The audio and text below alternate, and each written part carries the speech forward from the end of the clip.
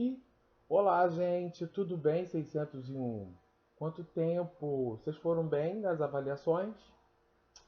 Agora é o seguinte, eu estava olhando aqui para uma gravura, é uma bandeira, a bandeira de um país do Oriente Médio. Vocês conhecem?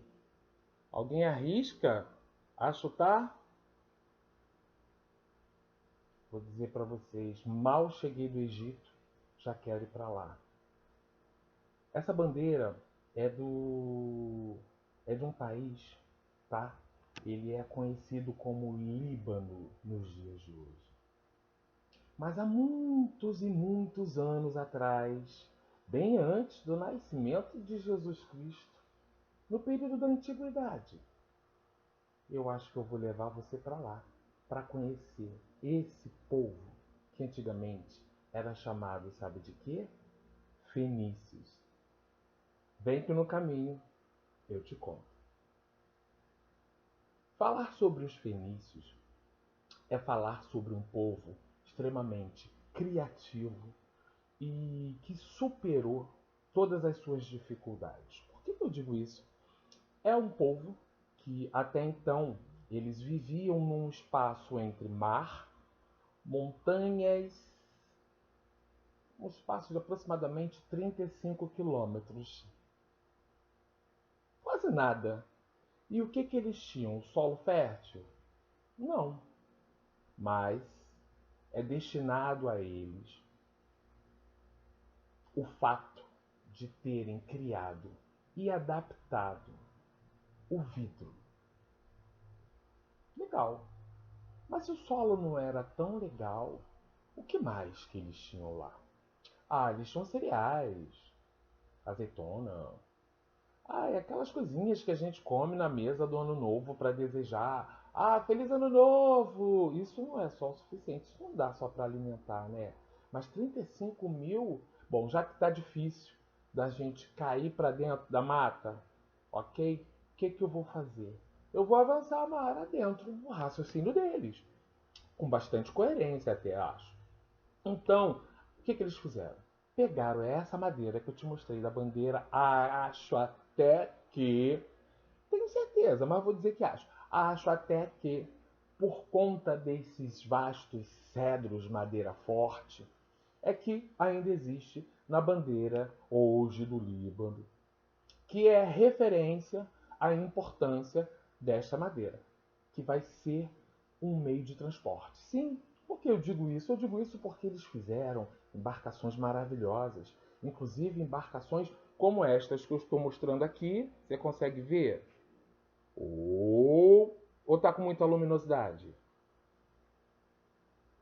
E vários remos. E partiram para a luta. Vou tentar comercializar alguma coisa. Então eles começaram comercializando o pouco que tinha. E aí eles tiveram a ideia. Nossa, cada civilização fala um idioma. E quase todos nós estamos próximos.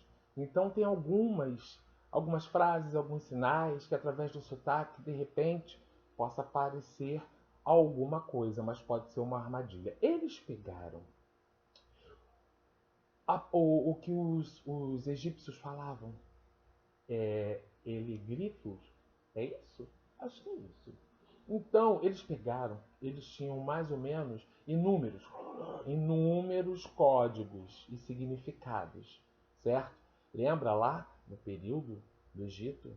Então, eles pegaram e começaram a retirar o excesso e passaram a utilizar alguns símbolos que tinham um determinado significado e que, quando juntos, formavam uma frase. Então, se eu penso que grande parte da influência e da cultura grega, que a gente ainda não estudou, a Grécia influenciou muito no nosso idioma, no nosso comportamento, na nossa história. E se por algum acaso eles influenciaram a Grécia, então eu devo afirmar que seria um pouco fácil entender o que eles falavam. Porque afinal de contas, o alfabeto foi o mais próximo do que nós utilizamos. Por que eles fizeram isso? Para ficar mais fácil deles fazerem comunicação. com as outras pessoas e com isso foi facilitando. Alguns tiveram que se adequar para poder falar esse idioma, outros já oficializaram o idioma comercial, outros já começaram a falar com mais frequência, porque o comércio naquela época começou a crescer por conta deles. Eles tiveram grande influência.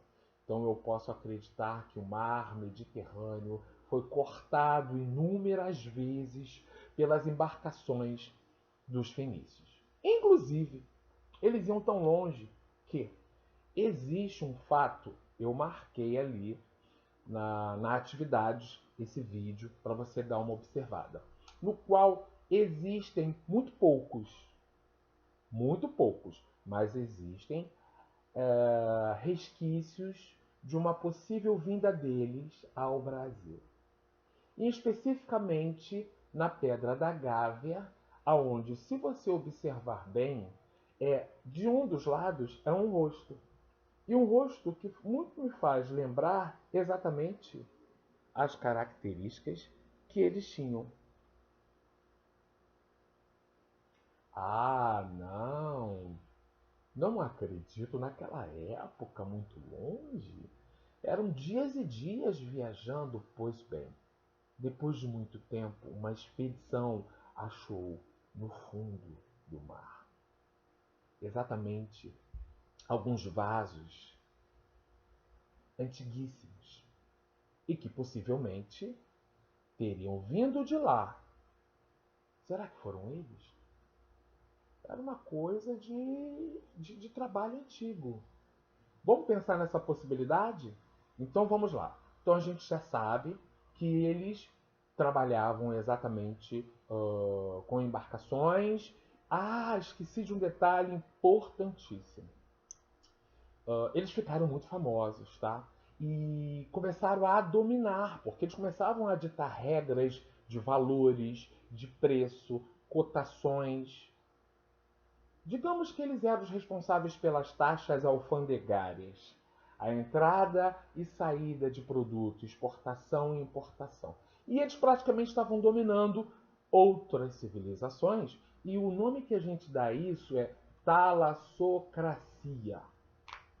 Lembrem-se disso, porque isso pode cair algumas vezes lá para frente, algumas avaliações. Nossa, ali tá difícil, não faz isso não, professor. Tá bom. Então tá. Vou colocar então que eles são politeístas. Isso é muito difícil. Oh!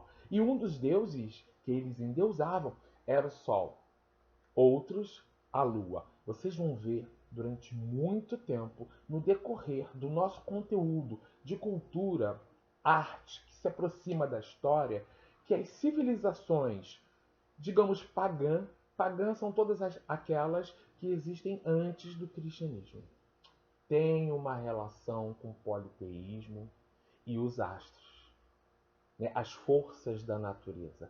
Falando em forças da natureza, a gente vai estudar muito isso lá para frente, tá bom? Então, olha só, um outro detalhe também que eu esqueci de dizer, lembra que eu falei para vocês que era da praia até o litoral das montanhas, eles tinham aproximadamente 35 quilômetros. Eles tinham uma espécie de moluscos. Não era polvo nem lula, mas era um molusco característico, talvez, do mar Mediterrâneo. E eles desenvolveram uma tecnologia, uma forma de extrair, tá, o suco, o sumo ou a tinta, né, e começaram a desenvolver tinturas e começaram a tingir tecidos com cores maravilhosas. Eles iam adaptando, inclusive o próprio nome ao qual eles são chamados fenícios é porque eles eram os caras das tinturas purple. Púrpura era a cor característica dos principais tecidos e os mais caros. Então, eu deixei também lá no anexo para você os tipos de danças, características. Vocês gostaram dessa comparação?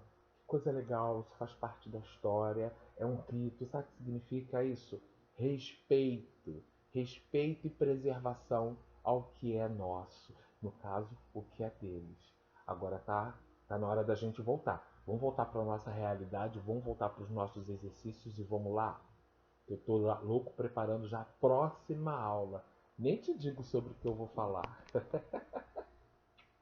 Fique com Deus, até breve.